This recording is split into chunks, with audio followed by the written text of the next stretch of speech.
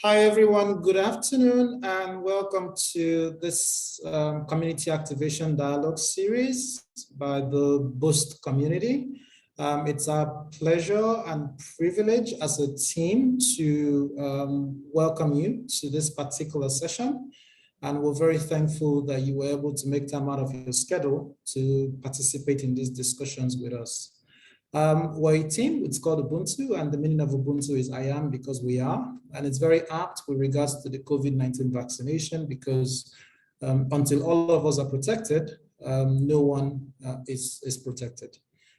If we move on to the next slide. So we're going to just ask that you please feel comfortable. We're going to be talking with you about community activation strategies to enhance demand generation for COVID-19 vaccines. And we're going to be playing a particular emphasis on some of the challenges that have been experienced on the West African sub-region. But before we move into introductions, I would like to just, on behalf of the team, give you a few tips on logistics. So just to ask that you mute yourself when not speaking. If we can go to the next slide, please. To limit background noise and feedback. If you look at the bottom of your screen, you're going to see the reactions button at the bottom of your screen. Please raise your hand during the session if you want to speak, and we want to ask that you feel free to do this.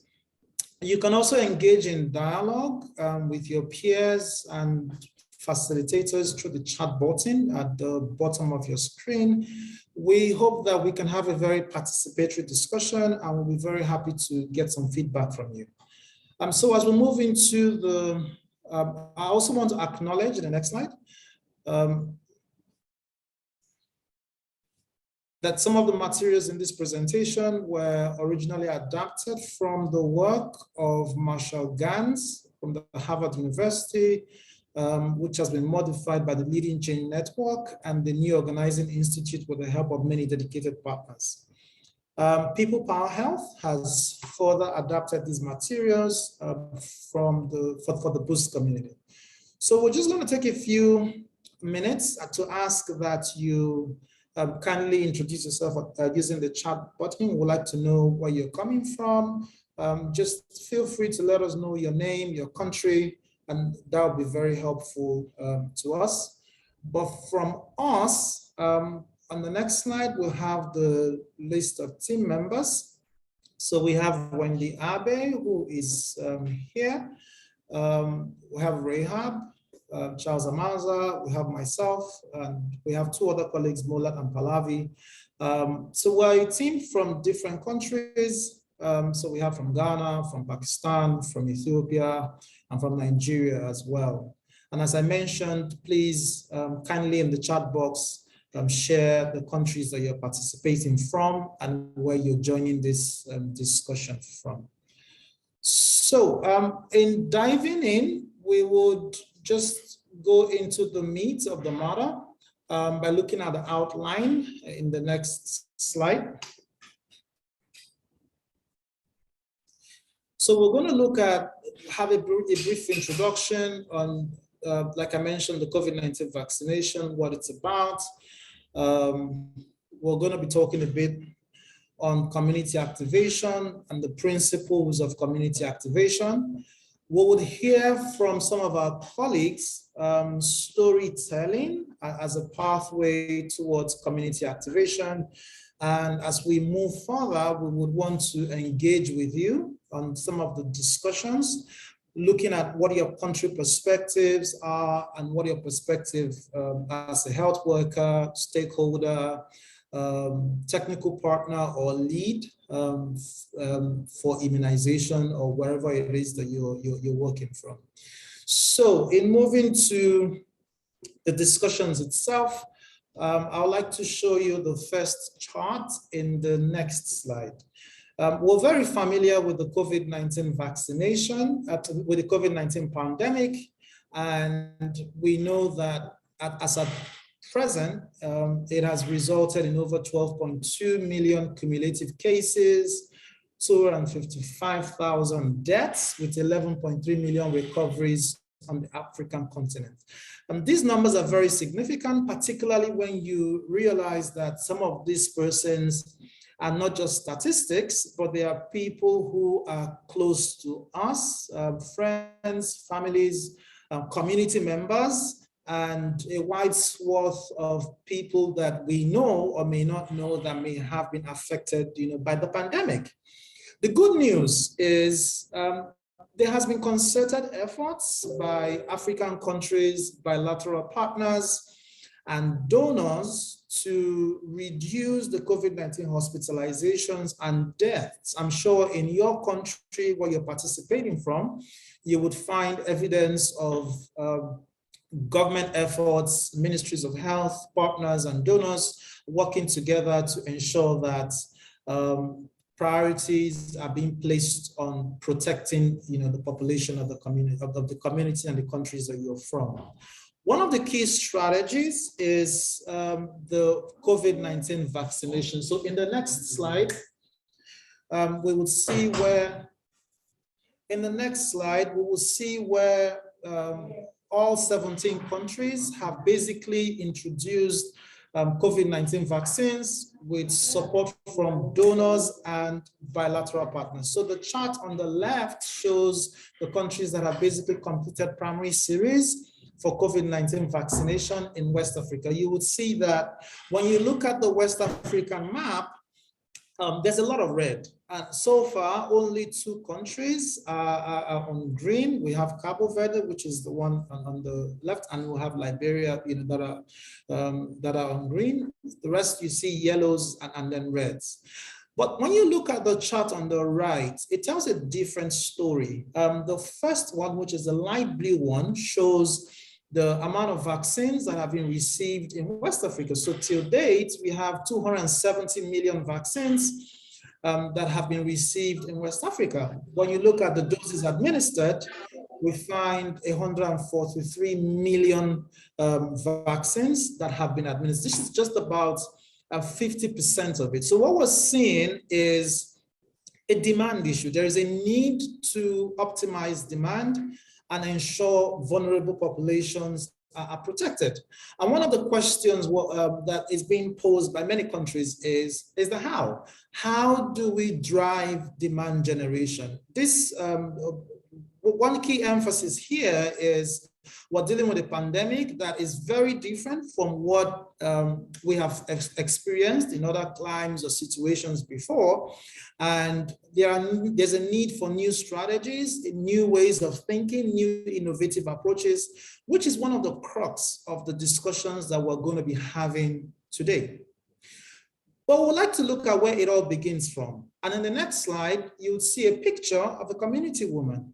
And this highlights the fulcrum of what we're talking about. When we talk about demand and what demand generation is, it ties down to the individual who functions at the very granular level, in terms of the receipt of vaccines. And but for that individual to receive a vaccine, there's a plethora of actions, influences, that help that person to be able to take a decision if they're going to receive the vaccine or not. Communities are made up of individuals. Communities are driven by a lot of other factors, and we're going to be looking at some of the issues, some of the ways in which we can activate the participation of communities, some of the ways and strategies that we can activate demand within our communities. We recognize that this is a very broad topic, but we hope that in the discussions that we're going to have, we would basically touch a bit on it and then have you participate to share some of your insights on how this experience has shaped your own perspective as a health worker or as a community person in whatever field that you work in. So in the next slide, we'll see where I'm going to be asking my colleague to come in, Rahab, just to confirm if she's available to look into community activation and some of the principles for it. So can I just have Rahab if she's here? If she's not, then we can proceed. Rahab, please. Okay, good afternoon all. Can you hear me? Yes, we can. Go ahead, please. Hello, can you hear me? Yes, we can, Rahab. Go ahead. Okay, good afternoon. We'll be taking you on community activation and the principle of community activation.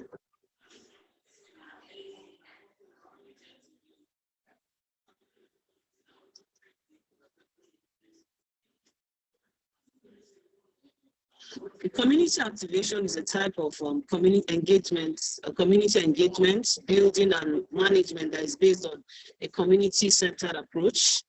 And the goal for community activation is to empower the community so that it can self-mobilize, self-organize, and determine the best way to reach its own goal. And it also fosters connection and helps in relationship building within the community.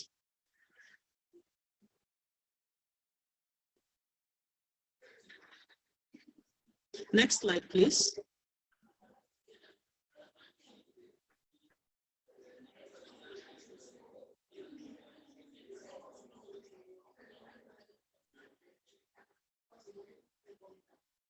Okay, so community activation, like I earlier said, has its principle. And number one principle is that, or let's talk about the aims of community activation first of all. It aims, it helps in understanding public health sentiments, and it also helps in raising awareness. For instance, like for COVID-19 vaccination again, the community awareness helps in raising awareness. It gives people the information, the right information they need about certain topics. And it also helps in educating and countering misinformation, and also engaging and involving the community. So if you don't engage the communities, they will not be able to give you their trust and also buy in what solution you've come to offer to them. Next slide, please.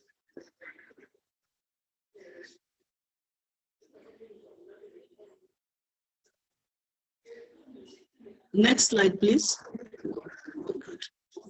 So community activation has its core principles in activating, so for COVID-19 activation, we have principles that needs to be employed before the community needs to be activated.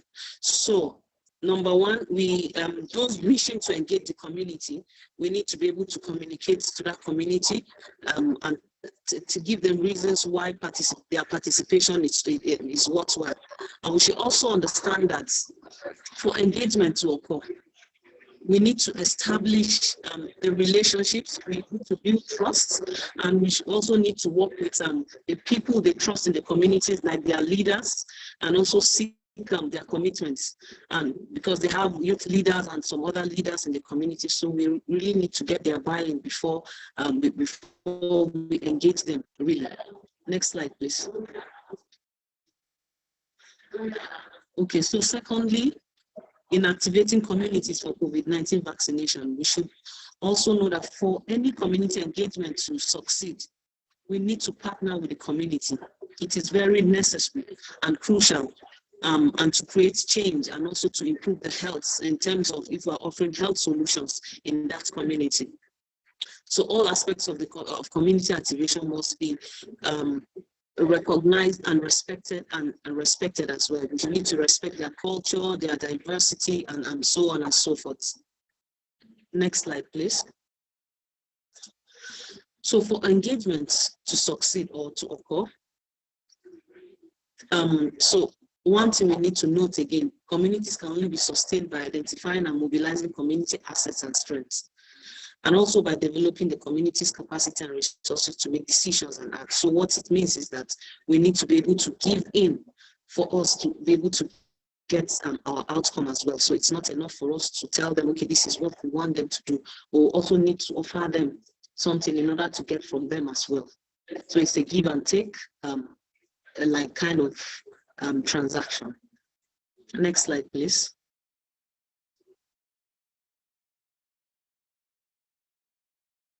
Next slide, please.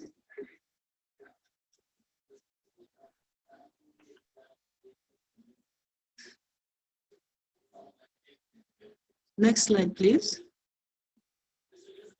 Rahab, could you just state what slide you need? I think there might be a bit of a delay in our audio. So are you looking for the outline slide with the storytelling pathway towards community activation? I think that's the end of my presentation. Thank you.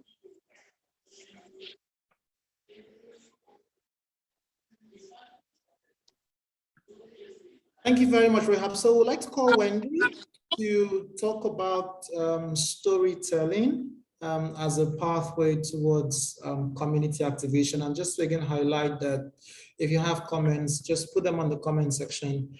And we hope that by the time we'll look into the storytelling part, we would, have some discussions around this. Wendy, please. Thank you very much, Oni, and thank you, Rahab. And so now we would want to use storytelling as one of the ways towards activating community.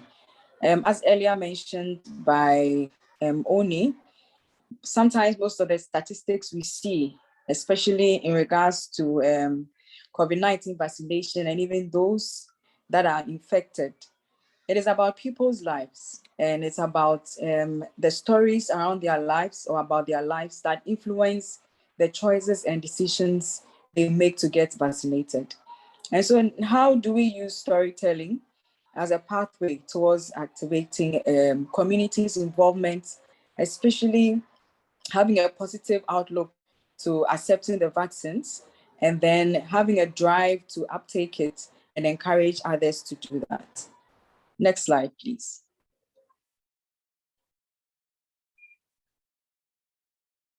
So the question is, why do we use storytelling? Most often than not, we know storytelling is an art that has been part of a lot of civilizations, and even in our own setup, especially in the Africa region, storytelling is a major part of our makeup. I remember whilst growing up, we had experiences where we were told about how to use storytelling to encourage positive attitudes at the community level, and as a member of the community, respect for the elderly and all that. And so it's an old age art that is often used. But the question now is that how do we include such an art into public health work? And especially in the era of COVID-19, how do we use that as a tool to activate community involvement in the uptake of COVID-19 vaccination? One thing we know is that storytelling communicates values. Most importantly, that is a part of every community. Every individual has a particular value they align with. And so once we use storytelling, we are in a position where we speak to the values of people that we work with or we are aiming to reach out to. The other thing is that storytelling produces emotions. Human beings are emotional at whatever level. And so once we use storytelling, what you are saying is that you are connecting to the heart of people in order to reach out to the best they have in them, and then also mobilize the resources and assets they have in the community to take decisions for themselves. The other thing also is that storytelling inspires and models action. The end of every storytelling is to tell or to communicate how we can bring about change, especially positive change. And so once we use storytelling as a way of reaching out to community, we are able to perfectly model the kind of change we want to see through the stories we narrate. Next slide, please.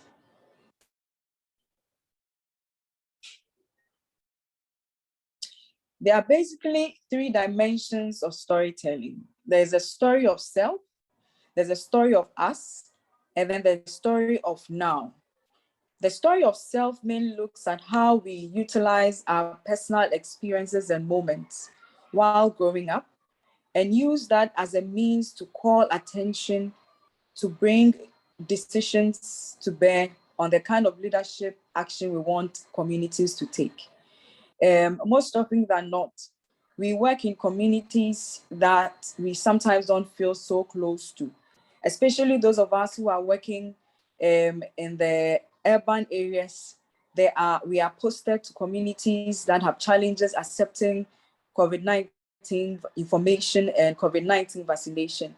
But then once we try to use storytelling, what we say is that we are able to use our personal experiences, how we have gone through experiences that had shaped our vision, that has shaped our motivations to take certain actions. And so the story of self comes at the heart of reaching out to people at that individual level. The next dimension to storytelling is when you tell a story about us, where the storyteller or the narrator is involved in that process of storytelling and try to connect to the aspirations and then the experiences of the communities that they work in.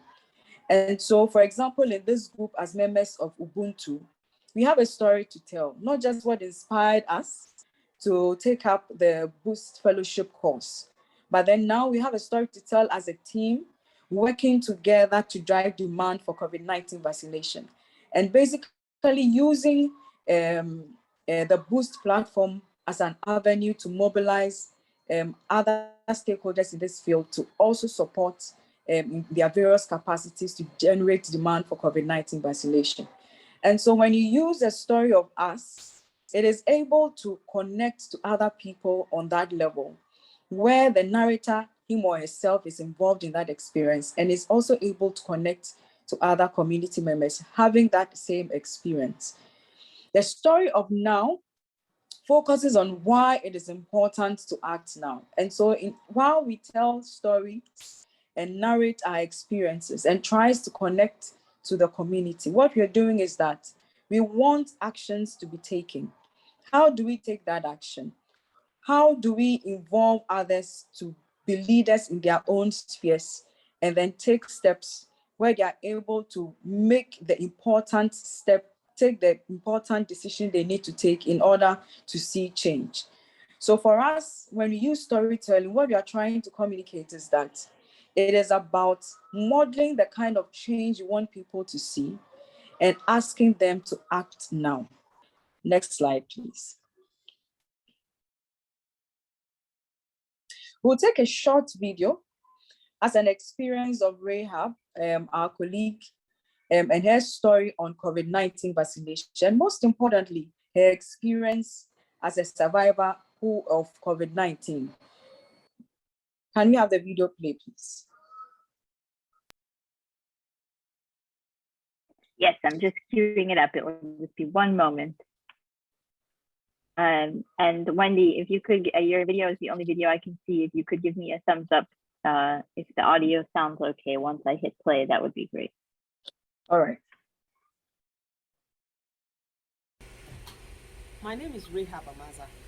I'm doing this video to encourage healthcare workers, frontliners, immunization specialists, and the general public on the need to prioritize immunization. Studies have shown that there is a high prevalence of vaccine hesitancy among healthcare workers in developing countries, despite the availability of vaccines. This is a wake-up call for action and a challenge for us.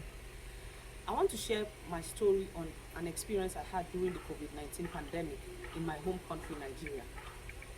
As a field epidemiologist, I was deployed to the epicenter of the pandemic in Lagos State. In the course of the work, because I was involved in case search and sample collection, I got infected with the virus and started exhibiting symptoms. I had respiratory symptoms, I had headache, I had fever. Initially, I never believed COVID-19 existed, even as a healthcare worker.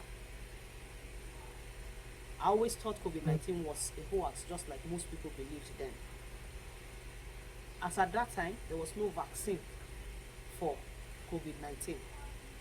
But as soon as it was deployed to Nigeria, I ensured I and all members of my household were immunized.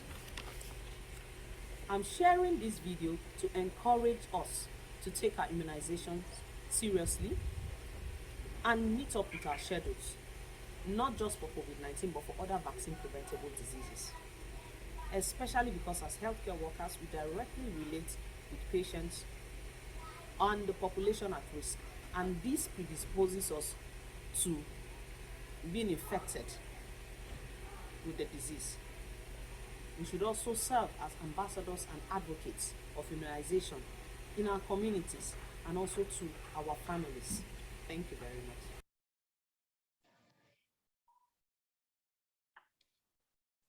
Thank you very much. So we've just seen a video of Rahab telling a story. She survived COVID-19, and then as a result of that, is encouraging others to take the vaccine. And the story started with herself, how she got infected, how she got vaccinated, and that motivated her to get her entire family vaccinated. As epidemiologist, she's now encouraging other health workers to get vaccinated. This story is powerful because most often than not, people have fears. People have reservations about COVID-19 and COVID-19 vaccination. Most people still believe that COVID-19 does not exist. And so from this story is a powerful way of sharing one, that such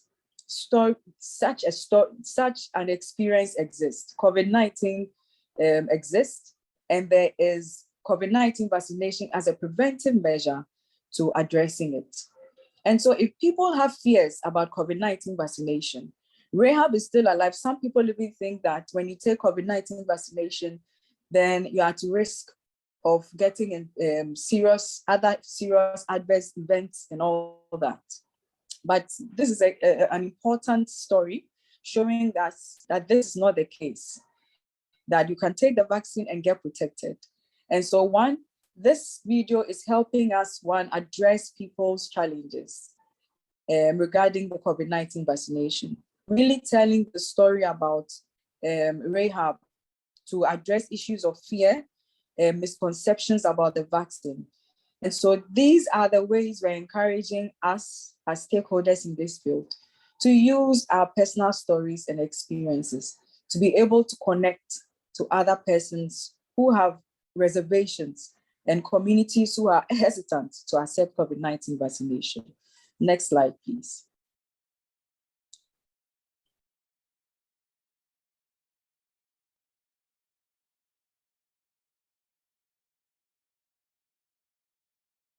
So as already been mentioned, I just want to summarize in brief why we use storytelling. As I mentioned, through storytelling, you are able to relate to people's challenges. You're able to relate to people's experiences. You're able to relate to their values and common aspirations. Storytelling is also able to help us address the things that are important to people. It is contagious, it is emotive, it is useful in all spheres. You cannot say there's a particular condition or situation or community that will not accept storytelling, especially if it has to do with a story of self and a story of us, where communities are able to connect with you at the heart of your experiences and your motivations. Next slide, please. And so now our question to you is that, what is your story? What has been your story with COVID-19 and COVID-19 vaccination? And so now we'll take a few minutes to read from the comments bar if you have any experiences to share with us, or you can raise your hand to tell us your story, maybe in about 30 seconds, if you may.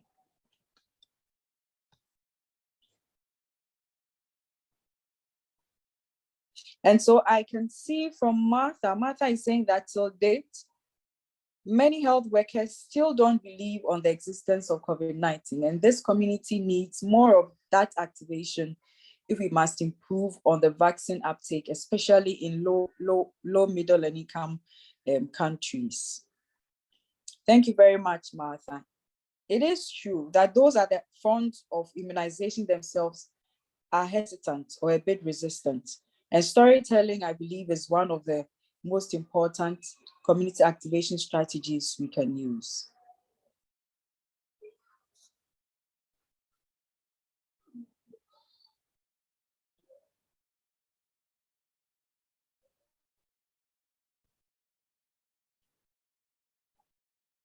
Does anybody have an experience to share with us? You can raise your hand and then we'll mute your mic. Or you can type in the comment bar. So we have a hand up, Oluchi. Okay. Hi, everyone. Hi. I think this meeting is very timely, and I completely agree that I think as health workers, we should sort of start to tell our stories about being involved in the vaccination process to get others to look to our influence and, get vaccinated. I remember when the vaccination first came, even though I was heavily involved in demand generation for it at the time, I wouldn't tell lies. I didn't feel like I should go get the vaccine then, because at that time I was trying for a baby. So a part of me was worried, like the body of evidence for how vaccination interacts with fertility isn't there. So I completely refused. But at some point, colleagues went out to get the vaccine, and she mentioned, and I knew at the time she was trying for a baby, and she mentioned she just took the risk because she wanted to travel, and whatever it is that she's open to it. So I then said to myself, okay, even if I'm not traveling, at the end of the day, maybe I can support myself to be the body of evidence if this would make any form of interaction. And so I went on to take the vaccine at some point, and interestingly, I didn't even have any hint of any form of side effect. As a matter of fact, I came back that day, I was actually even more active. I was telling my husband that, funny enough, I feel very energized, and actually I'm feeling hungrier than I used to, and I slept all through the day. So right after my vaccine, I started to tell people, and I made such a fuss that I was going to get that vaccine finally, that it was easier for me to then interact with the people that were in my sphere to say, oh, I finally took this vaccine and I didn't even have any side effects. I remember that a few people in my church were like, oh, but they thought that everybody would have a side effect. And I was telling them, no, actually, not everyone gets to have the side effect. And even if you do, there are levels to this side effect and all that. So I was happy to tell my story that finally I did the vaccination. I didn't have any obvious interactions in terms of fertility. And interestingly, I didn't even, have any known side effects. So I think we should tell our stories more to get people to be more involved.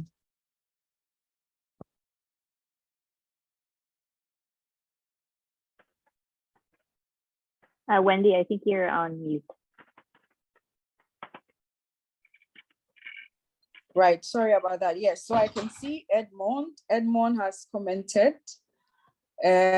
He says, vaccination is key to overcoming most infectious diseases like COVID-19. However, we should also encourage more clinical trials within our community so people know and feel comfortable taking the vaccine. Thank you very much, Edmond. And then Oluwatosin says, we need to advocate more for the need of the vaccine to the community. Yes, we perfectly agree with you. And we think that as part of the advocacy strategies, telling our stories is one of the most powerful ways to do that.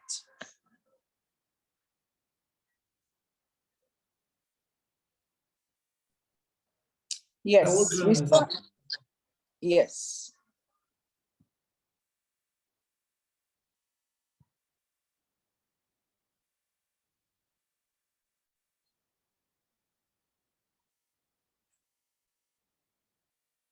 Do I see a hand up?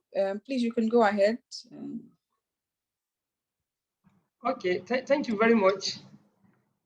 I am speaking from the Gambia, Bonjour.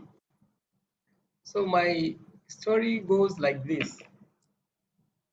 On assuming my responsibility as the epidemiologist in the Gambia under the WHO, I first of all decided to go to the isolation center, the COVID-19 isolation center, to actually know how many cases are on admission and what are the mortalities for the past 1 week, 1 month, and 3 months. So to my greatest surprise, it so happened that 5 patients were on admission on that very day that I was at the isolation center.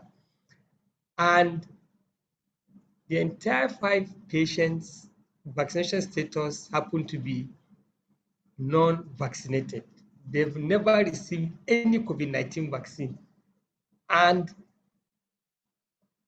the 2 new admissions were even from a peripheral hospital. But prior to their admission, they came in with a different condition, not COVID-19 infection. But while in the hospital, in the ward, they became infected with COVID-19. So they have to be transferred to the isolation center, which shows that there is nosocomial infection.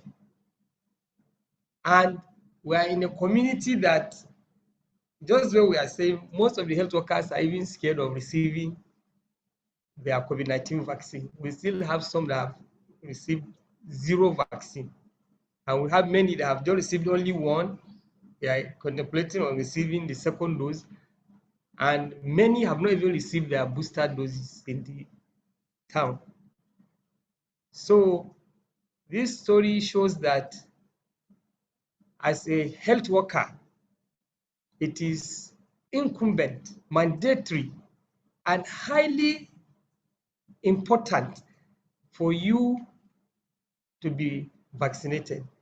Take your double doses, take your booster dose, and keep to the ICP measures perfectly, and ensure that each and every patient that is coming into your consulting room or within the ward you are working is also observing the essential ICP measures.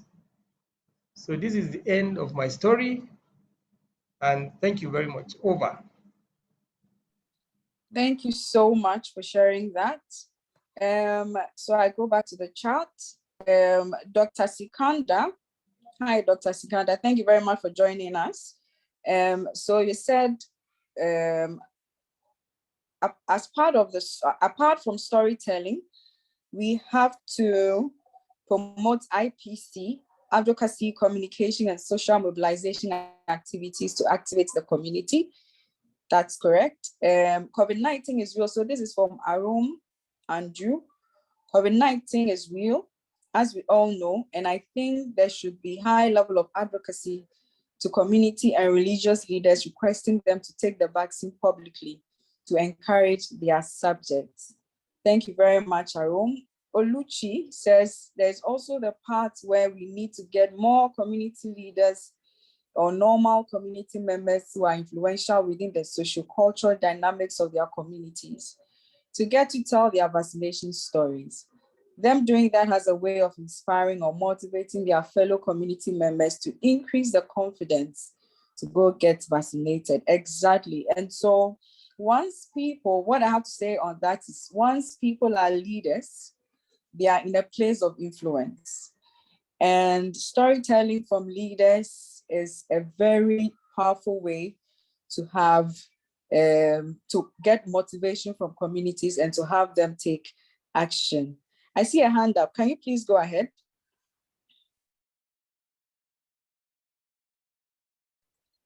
Or is it an old hand?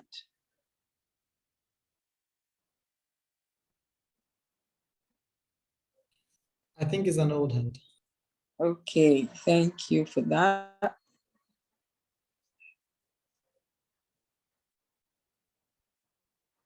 Okay, thank you so much for sharing. Thank you so much for sharing your experiences with us. Oni, over. Thank you very much. Thank you, Wendy. Thank you, Rahab. And thank you, everyone, for sharing your experience.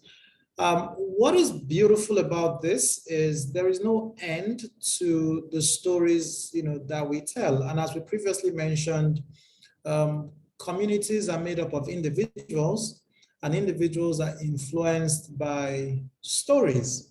There is a comment by Oluchi that says we need to get more community leaders, influential members of the society to tell their vaccination stories. And this is really critical as health workers in terms of how we target how we activate our communities. The more members of the leadership that we can influence to tell our story, their own story, the easier it is to activate communities. So we're going to move on by asking that as you go forward on this, we hope that not only are you going to tell your story, but you're going to see how you can use your story to also influence other health workers and other communities, to take the COVID-19 vaccine. Again, just like we pointed out at the beginning, it's not about the numbers. It's about individuals. It's about keeping our communities safe. It's about protecting one another. So on this point, I'm going to move on to the next slide and looking at what's next. So just to say that your story starts here. And on the next slide, I'll be inviting Liz to talk a bit about the Boost community. But before that, I see a comment from Dawood. Dawood, you say, I strongly believe that critical case scenarios will change the mind of negative vaccine uptake attitude. So we should try and show more reality films with some cautions to individuals involved. Just to add a note on that, when we talk about vaccine hesitancy, we think sometimes that it has to do with people who we do not know. My wife, for example, even though I'm a public health worker, never really believed, that there was anything called COVID-19. And it took me to get a friend who nearly died from COVID-19 to actually tell her own story. And in telling her story, not only did my wife get vaccinated, she also went to her office and encouraged others in our community, which is her office in this instance, to also get vaccinated. So we believe that one person at a time, one community at a time, we can change the storyline for demand activation, for community activation. So just to again ask that as you move on, please not only share your story, but also ensure that your story is influencing your community around you, influencing those within your sphere of influence to prioritize their COVID-19 vaccination and to take the critical steps that they need. We also have a couple of other updates for you with regards to the Boost community. So I'm going to ask for Liz to come in to talk a bit about the community. You can continue to put in your charts on the chat box. Machine, I can see you saying storytelling in the immunization space is an adapted approach where we let the whole world know the root cause and how it was resolved with greater societal benefits. We need to ensure that motivating scenarios are shared. Very excellent comment, and thank you very much. So we'll hear from Liz about the Boost community and what it's about and what next steps there are for us. Liz, please. Great, thanks so much, Oni, and to the entire team Ubuntu, just for an excellent presentation, and just thanking all of our participants as well for listening and also sharing your story, and excited to hear your stories as you begin to craft them moving forward. So I just have a few next steps on this slide. I'm going to also try to at the same time share some links out, so bear with me. So first of all, if you are new to the Boost community, we do encourage you to join and become a Boost member. It's free to do so. It takes about probably less than 5 minutes just to set up your profile. And then you'll have access to other members of our community. You also receive notifications and emails on upcoming trainings and webinars that we host on a very frequent basis. So I'm going to just plug right now the Boost community link in there. And you should be able to sign up just by going to that page. Once you're logged into the Boost community platform, we encourage you to join the community activation group. And you can kind of follow along from today's presentation, which was the last of a series of great presentations from our fellows. So you can go back and listen to other recordings if you weren't able to make it, and can also just engage in dialogue with your peers through that learning group. We also have a Boost Telegram channel, which we again encourage you to join just for more timely updates about events. And then after this session is done, we'll be emailing you all a survey. So if you would just take just a few minutes to evaluate today's session, it's great for our fellows to get feedback on their presentation, as well as to improve future presentations for the Boost community. Next slide.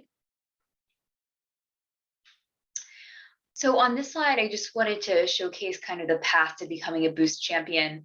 So if you've attended other webinars as part of these series, thanks for your patience and bearing with me again.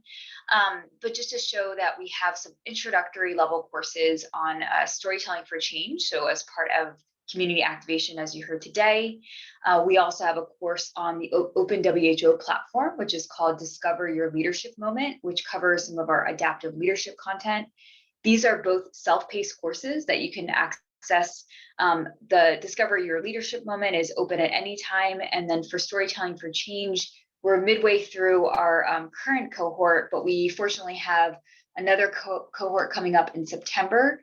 And we're also excited to offer this opportunity in French as well. I know there were some Francophone colleagues on the line today. So I'm just putting some more information about that Storytelling for Change course, so you can see what it's about. And then we will also be offering this October a Boosting Leadership to Activate Communities course, which is kind of our intermediate course.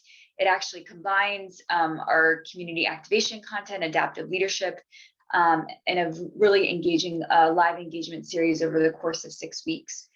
So we'll have more information coming soon. And again, if you join the Boost community, you'll be receiving announcements about that course. However, we do encourage you to take the self-paced courses prior to joining that course if you're able to. And then last but not least, we have our flagship Boost Community Fellowship, of which you've been hearing these fabulous presentations from our advanced training and community activation fellows, who will be also joining us for an adaptive leadership trainer workshop in the fall.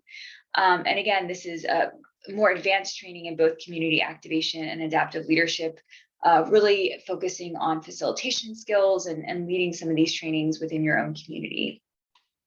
Next slide. And then here are just some kind of some events and opportunities that are coming soon.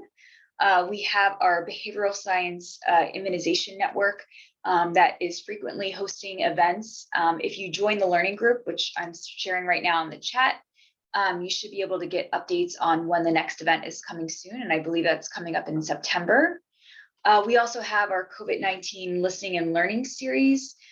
We just wrapped up our 6th episode of that podcast, and it's available on our brightspots.boostcommunity.org website, which I'm typing in the chat right now.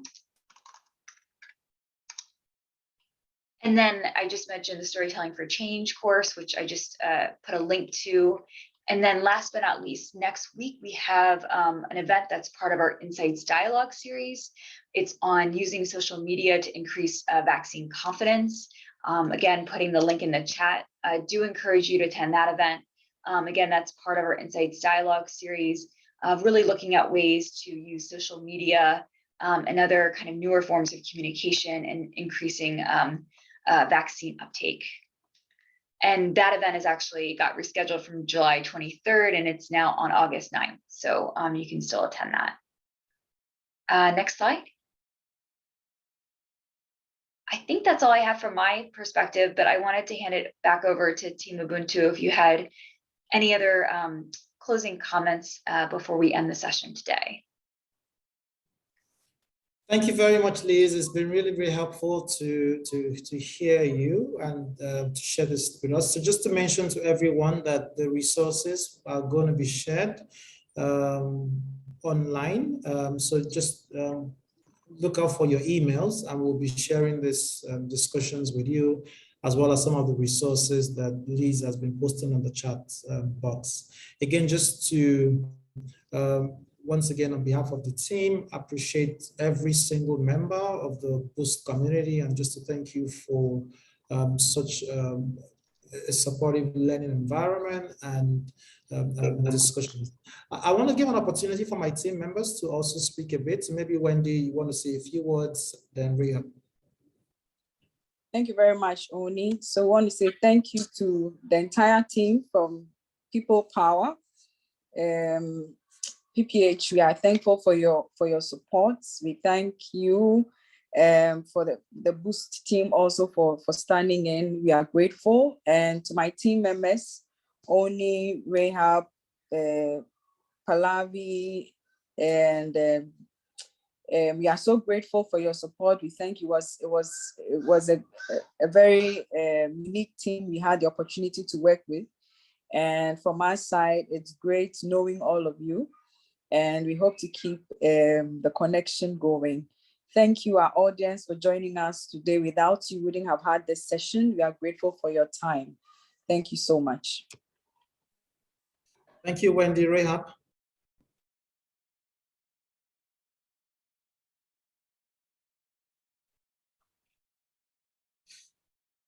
And while Rahab is coming up, we also want to ask if